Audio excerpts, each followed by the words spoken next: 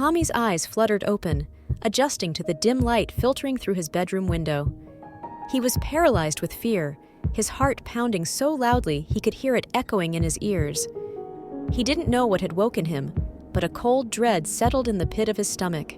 The room was eerily silent, save for the occasional rustle of leaves against the window pane. Tommy's gaze darted around the room, every shadow seeming more sinister than before. He pulled the covers up to his chin, trying to convince himself it was all just his imagination. Then he heard it, a faint, almost imperceptible whisper. It was coming from beneath his bed. Tommy's blood ran cold. His parents always told him there was no such thing as monsters, but in this moment, he wasn't so sure. Gathering every ounce of courage, he slowly leaned over the edge of his bed and peered into the darkness below. Two glowing eyes stared back at him. Tommy gasped, jerking upright. He could feel the hairs on the back of his neck stand on end. Summoning more bravery than he thought possible, he reached for the flashlight on his nightstand.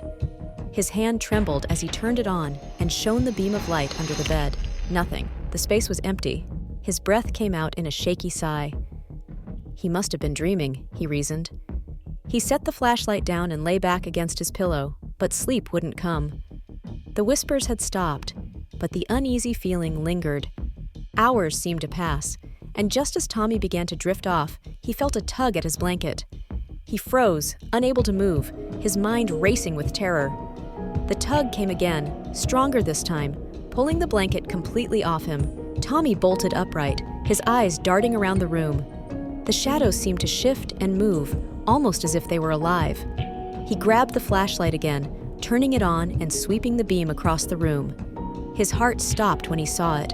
A shadowy figure standing in the corner, watching him. The figure moved, gliding towards him with an unnatural fluidity. Tommy wanted to scream, to call for his parents, but his voice was trapped in his throat.